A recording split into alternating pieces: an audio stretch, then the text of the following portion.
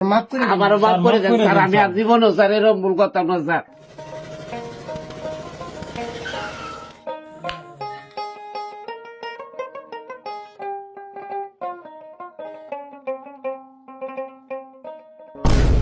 সালামু আলাইকুম স্যার। ভাই কেমন আছেন ভাই? জি ভালো, ভালো আছে জি আছি আলহামদুলিল্লাহ। স্যার। কি মনে করিয়াতে? আমার তো হঠাৎ করে ব্যালেন্স শেষ হয়ে গেছে, মোবাইলে ব্যালেন্স শেষ হয়ে, একটু মোবাইলটা দেন আপনার, একটু ব্যালেন্স ঢোকাবো। বাহ, এটা তো আইফোন দেখা যাচ্ছে। জি স্যার, আইফোন ও আচ্ছা আচ্ছা, কবে কিনছেন? কিনছি স্যার, বছর হইতেছে। ও আচ্ছা, ঠিক আছে। কত টাকাতে কিনছেন? 1,90,000। 1,90,000 টাকাতে মোবাইল কিনছেন? জি স্যার। তো বিশাল কিছু।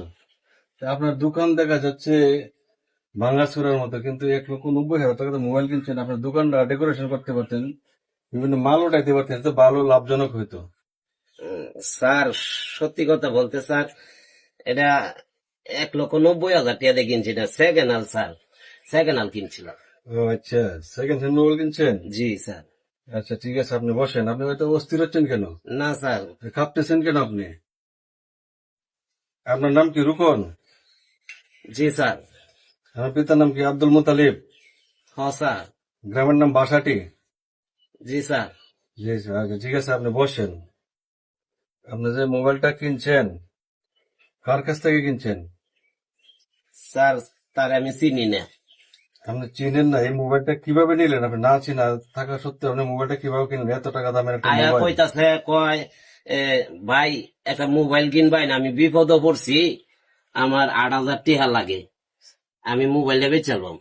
পরে দেয়া এত সস্তা, আমার কাছে টিহা আছে 8,000, পরে মোবাইলে লয়েছি স্যার। 8,000 টাকা দিয়ে মোবাইল কিনছেন, আগে যে বলেন 1,90,000 টাকা। স্যার এটা সার্চ দিয়ে দেখছি, মার্কেটে অত দাম আছে। ও আচ্ছা, মিথ্যা কথা বলছেন না? জি স্যার। ঠিক আছে, এখন বুঝবেন। এখন আপনাকে থানায় যেতে হবে।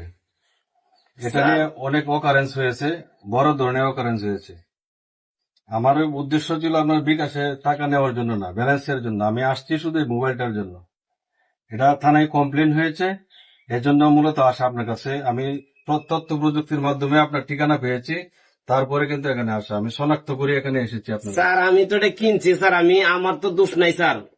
দোষ নাই, এটা আপনি বললেও হবে না। আপনি যে অপরাধ করছেন, আপনার বড় ধরনের শাস্তি হবে। আপনাকে থানায় যেতে হবে, আসেন। স্যার এরকম বলার কথা না স্যার। দেখেন, একটা বাস থেকে ডাকাতি হয়েছে, সাথে অনেকগুলো টাকাও ছিল, যেগুলো আমরা বাদী যেভাবে অভিযোগ করেছি আমরা সেভাবে বলছি। তো টাকা ছিল 5 লক্ষ, সাথে এই ফোনটা ছিল। এখন ফোনটা পাওয়া গেছে, আপনার নাম রুকন ভাই? জি। রুকন ভাইয়ের কাছে পাওয়া গেছে। তো এখন ওনাকে ভর্তুকি দিতে হবে। এখানে যে অপরাধটা হয়েছে সবটা ওনার উপরে আসে। আমি একটা কথা বলি স্যার, উনি আমরা ছিল কাল থেকে দেখতেছি যাবত যে উনি অনেক ভালো মানুষ। স্যার এরকম ধরনের কাজ উনি মানে এরকম ধরনের কাজ মানে পাইনি আর কি। উনি ফোনটা মনে হয় কত টাকা দিয়ে কিনছিলেন? আমি এটা 8,000 টাকা দিয়ে কিনছিলাম স্যার। আর বছর আগে অনেক ভালো লোক না। না, ওনার তো এটা বললে হবে না, কারণ আমরা ডকুমেন্টস পেয়েছি বিধায় কিন্তু এখানে আসা হয়েছে, তারা শনাক্ত করেছে, এভাবে পাওয়া হয়েছে। কিন্তু ওনার কাছে তো কোনো ডকুমেন্টস নেই, ওনার কাছে কোনো বক্স নেই। ওনার কাছে যদি আজকে বক্সটা থাকতো তাহলে দেখাইতে পারতো যে এটা ওনার মোবাইল। এখন কিন্তু ওনার কাছে কোনো প্রমাণ নেই যে ওনার মোবাইল।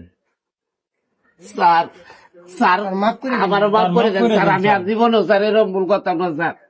না না না, স্যার আমি আর জীবনে মোবাইল কিনতে গেলে আপনার অবশ্যই ডকুমেন্টস লাগবে। এবং যারা মোবাইল কিনবেন, আমি ওনাকে দিয়ে বোঝাচ্ছি যে উনি যে আজকে বিপদে পড়েছে, আপনিও পড়তে পারেন, আমার ভাই পড়তে পারে, আত্মীয় স্বজন যে কেউ পড়তে পারে। যে কেউ মোবাইল কেনার সময় অবশ্যই আমরা মোবাইলের বক্স আছে কিনা, লোকটা সঠিক কিনা, সবকিছু যাচাই করে তারপর আমরা মোবাইল কিনবো। আর পুরাতন মোবাইল কেউ কিনবো না। পুরাতন মোবাইল কোনো সময় কেউ আমরা কিনবো না, জীবনেও কিনতাম না স্যার। জীবনেও না। কোন লোকই কিনতে পারবেন না আপনারা। আমি সবাইকে সতর্ক করার জন্য এ কথাটা বলছি যে পুরাতন মোবাইল কোনোভাবেই যেন আমরা ক্রয় না করি, তাহলে আমাদের যে কোনো সময় যে কোনো ধরনের বড় বিপদ আসতে পারে। মার্ডার কেস হইতে পারে, বড় ধরনের ডাকাতি, লুটপাট, বিভিন্ন ধরনের বিপদে পড়ে যাবে।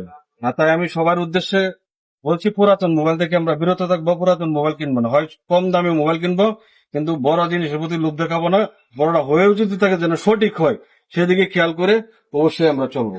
জি স্যার, মোবাইল যদি আমার ঠেঙ্গে তলে হইয়া তাই হ্যাঁ জীবনও আমি এইসব মোবাইল টুহাইয়া লইতাম না, টিয়া দেখি দূরের কথা। ঠিক আছে, আমরা এই কাজটা যেন কেউ না করি। সবাই সতর্ক থাকবেন। ঠিক আছে, ধন্যবাদ। আসসালামু আলাইকুম। মূলত আমার এই ভিডিওটা ছিল একটা শিক্ষামূলক ভিডিও। আমরা বিভিন্ন জায়গায় বিভিন্ন প্রান্তে অনেক সময় দেখেছি এইভাবে মোবাইল কিনে মোবাইল ফেরত দিতে হচ্ছে, থানার লোক এসে নিয়ে যাচ্ছে। তো আমরা যেন এই কাজটা থেকে বিরত থাকি, পুরাতন মোবাইল আমরা যেন কেউ না কিনি। আর যদিও কিনে থাকি অবশ্যই ডকুমেন্টস সহ কিনবো, না হলে যে কোনো সময় যে কোনো ধরনের বড় ধরনের বিপদে পড়তে পারেন। তাই আমি রুকন ভাইকে নিয়ে একটা ভিডিও তৈরি করেছি। যদি ভালো লাগে ভিডিওটা শেয়ার করবেন। লাইক কমেন্ট শেয়ার করবেন। আসসালামু আলাইকুম।